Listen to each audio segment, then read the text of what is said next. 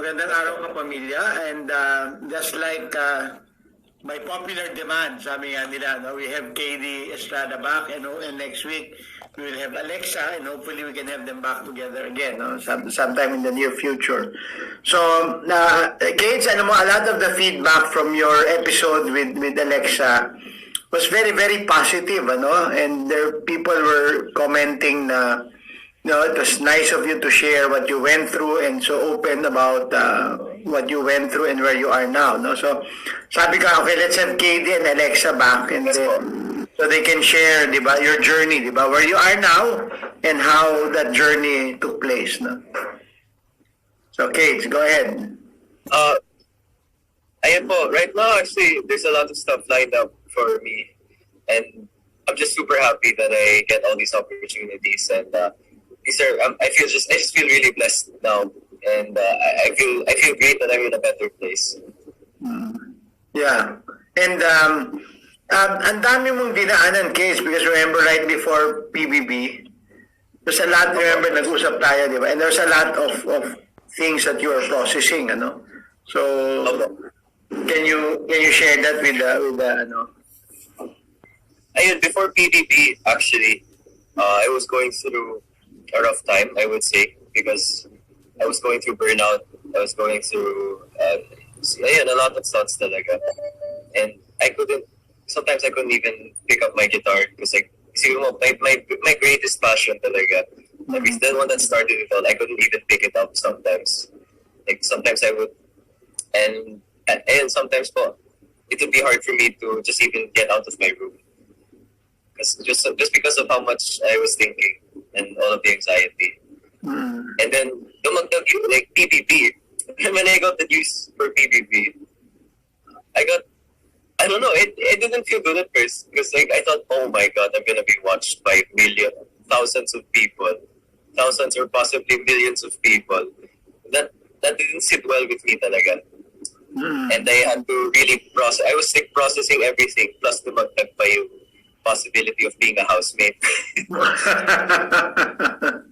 yeah, because you were very private. In fact, even when I talk to you, kasi di ba, as people know, many people know na, I interview or I have a conversation with all the incoming housemates, Yes, and I remember when we talked, when we had that conversation, at first you were very quiet, di ba? And then eventually we decided to have a second round because our connection was very bad, no? Oh, yes. And then it was only in that second round of our conversation that you started to share nga what you were going through at the time, the burnout, and you were very, very private. In fact, diba, sabi mo, if I may share, sabi mo sa akin, Father, sa atin dalawa lang muna. Remember that? Yeah, I did. Yeah. Say that. And then, of course, when I was watching you, sabi ko, oh my God, the whole world knows. In PBB. So how was that? How was that, KD? How was that experience? Sabi at the start, parang ka pa rin, oh no, di ba? Parang... Oh yeah, definitely inside the whole experience inside the house, it first week, or actually even the first few weeks, I was really having a hard time. I didn't enjoy as much as I thought I would talaga. And I remember one point I almost called for a voluntary exit. Okay. I couldn't handle it. Because like, people see me that way. People will see me this way na, oh, grab he has panic attacks, he has anxiety attacks, and like it's not healthy for him to stay. And that's what I was thinking. I just kept thinking, like, what do people outside think of me? Do they think that like I should leave? Do they think I should stay? Or it's just very hard. It's just very hard thing to process. Yeah. I know that yung mga iba pong housemates, like, oh, this is my dream. I really want to get in here. This is my ito talaga gusto ko. But for me, like, I guess that was the difference po. I didn't realize that I wanted it until the middle of my stay. Okay. So sabi mo, you were ready to do voluntary exit, no? Yeah, opo, I was ready to voluntarily exit the house. But then Kuya said na, sigurado ka ba? Sabi ko, okay, no. Pinag-isipan ko talaga, okay, no, wag na. Wag na.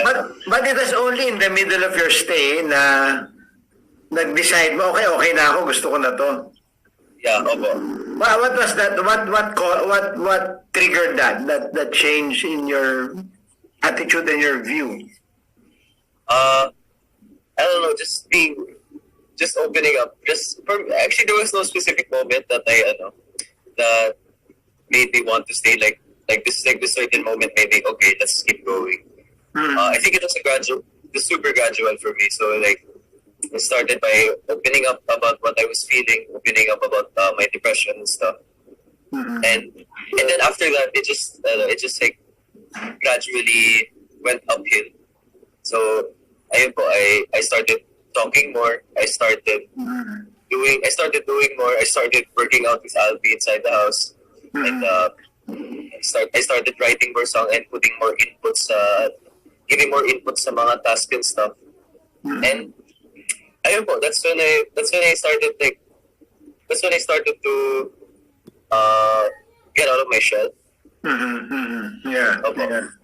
Oh, kasi talagang tahimik mo, di ba? Parang you're almost like detached, di ba? Detached from the group at the start, Yeah, di ba? super detached. Like, I remember like there would be times na yung saya nila, but like I don't know, I couldn't feel the same. Nakaka-bad vibes ako. I couldn't feel the same. Like, no, what's the point? yun yung pakiramdam ko. Like, sorry kuya, and to the PVP, like I was like, oh, okay, yeah, yay, we won. What's the point? yan yung isip ko dati. But every time, like, people notice that every time on my guitar, my face lights up, and I just have a different look. I start to smile. Because that's true. It's like, my guitar talaga was one of my biggest coping mechanisms talaga. It's been with me since I was 13 years old, and I still carry it with me today. It's like my childhood friend talaga. Something I can always go back to. Yeah. Galing. Tapos nga, di ba, if you were to look back now, Kate, what would be your 3 most important moments or blessings during your time in PBB? The most important moments, I would say, definitely the first is opening up about my depression, about my depression and stuff. Kasi that's one of the main moments talaga. Because like, I think that's where it all started. I wouldn't say that it's like okay, after opening up, okay talaga ako agad. Yeah, It's not that. It's like a gradual talaga. And then next siguro was let's see. I believe the next one was it's hard to recall it. There was a lot happened inside the house. And so much happened. Inside the house. But I would say the next moment for me was like because like I was opening for the last game in our PBB Olympics. I was the opening player, so we had to lift like the bottles on like a stance, and it's super hard because like every time you lift, the bottles would fall, and you have to lift all 10 bottles on that stand. And I did it perfectly. That really boosted my confidence talaga. Galing. Really boosted. Yeah. And then I say the last moment talaga for me is when Kuya surprised us and we were able to give 1 million pesos to the victims of Baguio Odette. Kasi dapat initially po, it's supposed to be 100,000 pesos, but Kuya raised it up. He raised it up talaga last minute to 1 million because of how well we were doing. And ayun, it was just so nice because like when we got the news na Baguio Odette, devastated talaga kami because we can't do anything inside the house. Yeah. But the fact that we were able to contribute such a big number talaga while we were inside the house, parang nakakadaba lang po ng puso. Yeah. Interesting lang, Kate. I was listening to the 3. Number 1 was when you opened up, diba? And finally just told kuya, no? And maybe the other housemates, how you felt, no? That in terms of the depression. I guess, yeah, we're just listening to you, parang ang laking bagay, no? Knowing you're not alone, di ba? Knowing na hindi lang pala ikaw yung nag-iisa doon sa mundo nung dinadaanan mo, no? And then, number two is, and this is very important for young people, no? Mahalaga yung self-confidence, eh. And sometimes that self-confidence comes at a time na you least expect, di ba? Like ikaw, di ba? Imagine just lifting those 10 bottles perfectly gives you a boost, di ba? And no. Yeah, maybe a small thing, but it's not the, it's like, it's not the bottles, it's not the bottles, it's just like the fact that, like, oh, I did it. yeah, di ba? Yung kaya ko to, di ba? And I did it. And then I guess partly, then kids, correct me if I'm wrong, ano? Kasi alam mo rin, umaasa yung team mo sa'yo, ikaw yung mag-uumpisa ng laban. Oo. And then the third one is, I think, again, something, I think a lot of young people feel, and hopefully we can encourage this, is that whole sense lang of being of service to people who need it, di ba? Yung the victims ng Odette, di ba? Typhoon Odette. So, I just want to point that out kasi can I share with them na usapan natin, di ba? You'll continue your counseling and all that, di ba? Your journey, di ba? Because I think, kids, those three elements will be very important for your integration. Mahalaga yun. The fact that you remember them as blessings, di ba? That would be very important, no? So, and then, if you don't mind, tell me if you're comfortable or not, what were the main issues you were going through inside the house, no? That you were really processing? For me, talaga is just I think there's like one big main thing talaga. It's anxiety talaga. And low self-esteem. Because anxiety, low self-esteem, those were the two things talaga na I was really processing inside the house. Like, just like one thing is like, I felt like I don't deserve to be there. Why am I even part of this in the first place? And not celebrity. There's much more. Mas magaling sa akin, dude. There are people who are better than me. There are people who are better looking talaga. Masikat. That's one thing. Yeah, masikat. Like celebrity edition. Why am I a part of this? Like I don't have a big resume. And then seeing the other people na like dami nilang pinagdaanan. Dami nilang good sa buhay. Ako wala. That's what I was thinking. And then the anxiety then, I would say yan talaga yung hugot ko sa buhay. That's my backstory. Like, because everyone has a story talaga, and for me, anxiety is a big story on my end. Like, it plays a big part in my story. Yeah. I was still dealing with it inside the house. Yeah. Because I felt I think a lot of my peers would relate to it. Na with everything happening, tapos may social media pa, ang daming negativity. Like a lot of things could really get to your head. Like dami nagsasabi like, oh, it's the end of the world, or like, oh, it's almost the world is ending. The COVID will kill us all, something like that. Like it really does affect your mind, and you start researching stuff, you start going places. It's just really bad talaga for your mental health.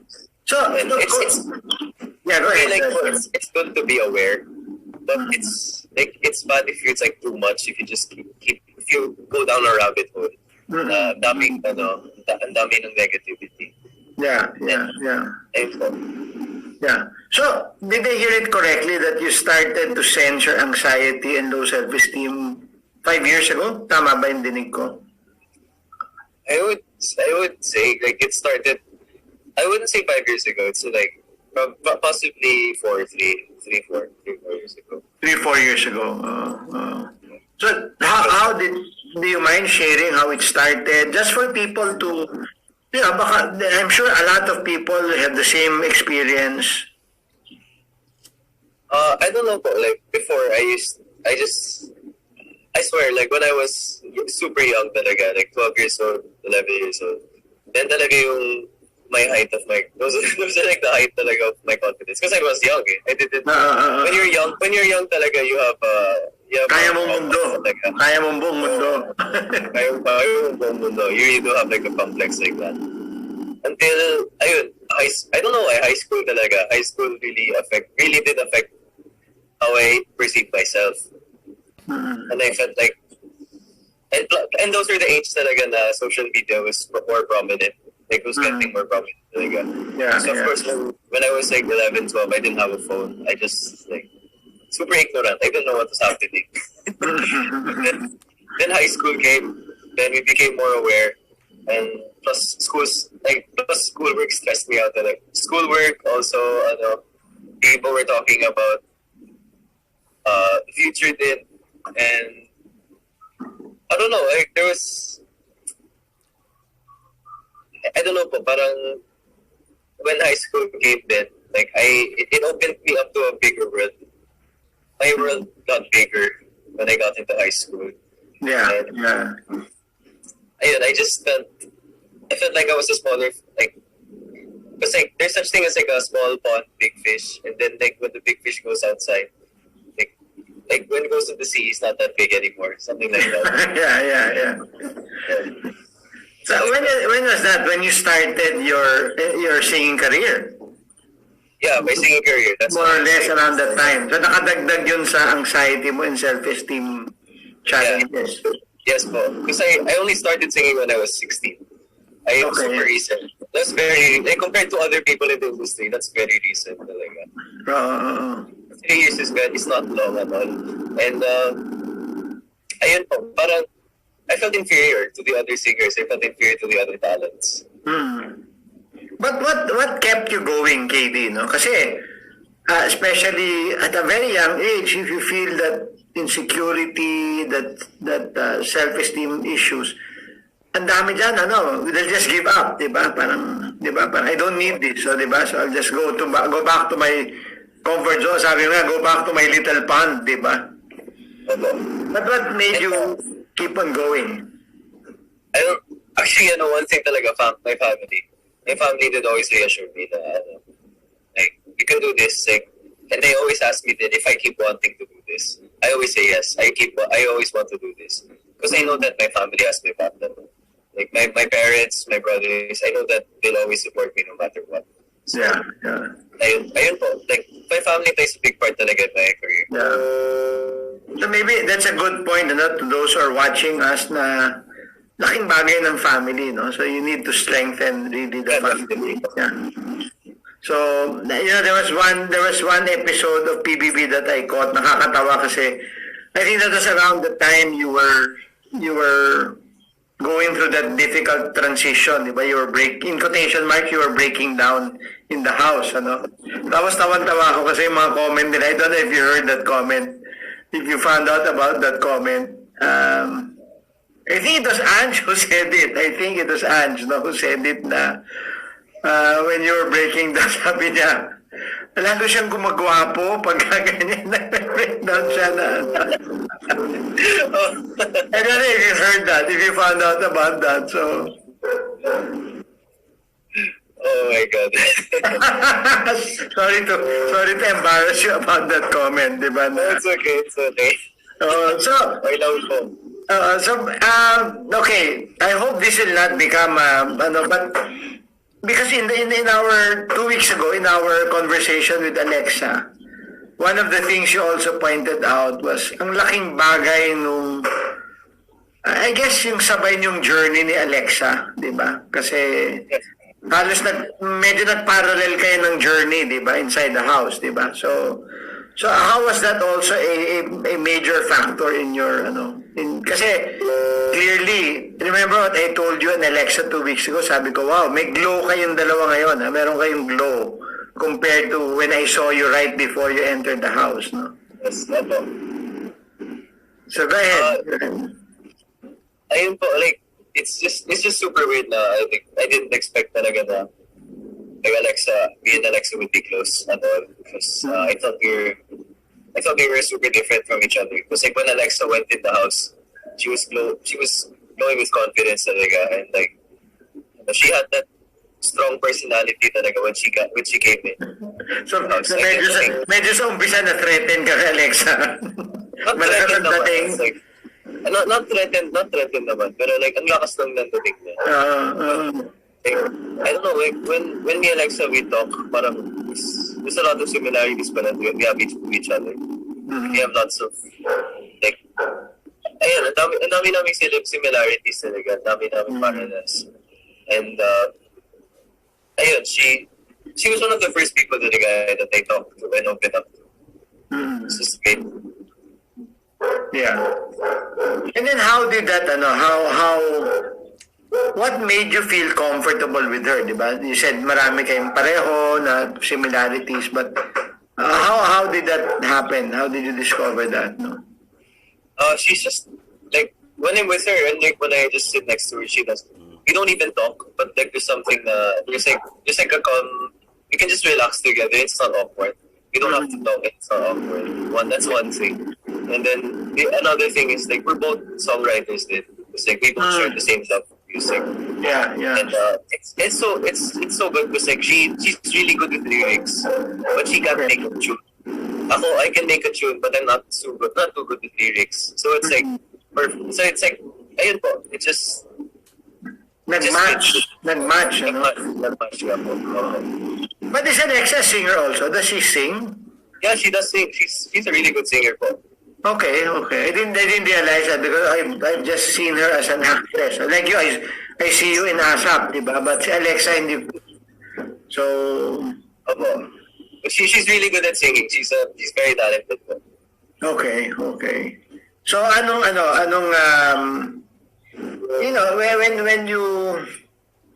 when you discover something like that, 'di ba? Parang ang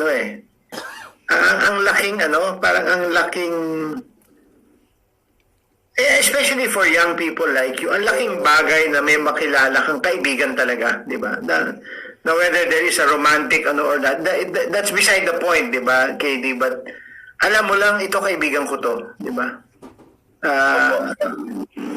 And ito, how much did that help in your healing? I just want kasi people out there to realize that yung pagkakaroon ng isang kaibigan is a very healing process also, di ba? How did that friendship that you discovered with Alexa help in your healing? For me lang po, like, I could open up to my friends, but they're not here with me physically. That's one big factor. Like, the physical presence of someone is super different talaga when you're talking to a person and they're actually there instead of like rather than a phone. And I couldn't tell my parents about what I was feeling then because ayun po, I didn't want to make them feel like I was a burden. Yeah. But now me and my parents are fine, but like at the time I couldn't tell them. And then I couldn't open up to my brothers because I don't want to burden them then because like they're younger than me. I don't want to make them feel like I'm making them their punching bag of emotions. And like that's why inside the house I was super quiet. I didn't want to talk to anyone because I didn't want to burden anyone. Yeah. But then I opened up to Alexa because I was super scared to open up to her because like she has a strong she has a very like she has a super strong presence talaga. But turns out we do feel the same about lots of stuff talaga. And we were both introverted then, and we didn't talk to much people as much as we wanted to. And we shared the same anxieties then about what people thought of us outside. And like what we feel about each other. Na parang medyo like we didn't look at our individual. We didn't look at ourselves in as high as we wanted to. We didn't have much self-love then. Yeah. So we became each other's support. Me and Alexa, we became each other's support talaga. And she became my best friend. And ayun po, the rest follows. And more to come. More to come. Yeah. Just one thing, Cage, because you did mention this to me before na there's a very big factor in you na ayaw mong maging pabigat sa ibang tao eh. You've said that to me several times already, di ba na? Opo.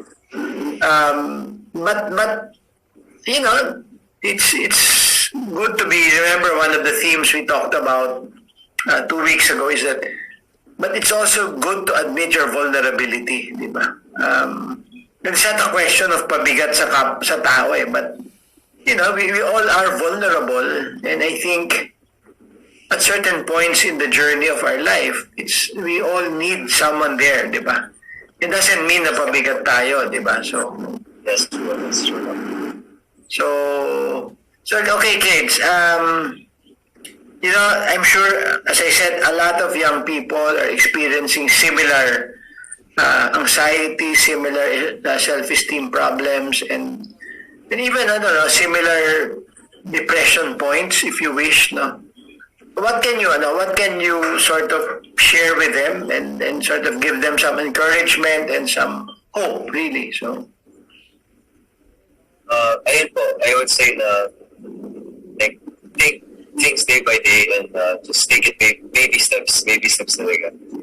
Don't, and ayun po, it's okay not to be okay talaga. It's okay to test what you want. It's always okay to ask for help, because that's one thing that people are afraid of, talaga, asking for help.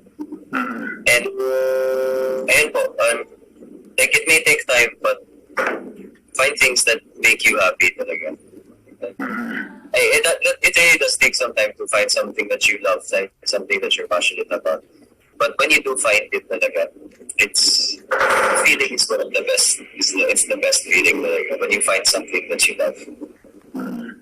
Like, finding something you're passionate about. yeah. Okay. Focusing your energy on it. Yeah. And really becoming the best in that. Ano? So, Okay. yeah, okay, Kate. Thank you very much, and I hope we can have you back together with Alexa and maybe talk about some of your future projects together, di ba? Sure.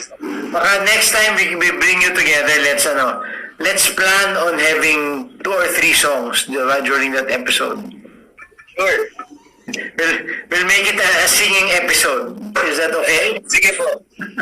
Okay, Kate. Thank you very much. I might want to say goodbye to our viewers. Ayun. So, thank you to all the viewers out there. Thank you to all my solid KD fans. I love all of you so much. And thank you po sa support, sa never-ending support ninyo. Just God bless you guys always.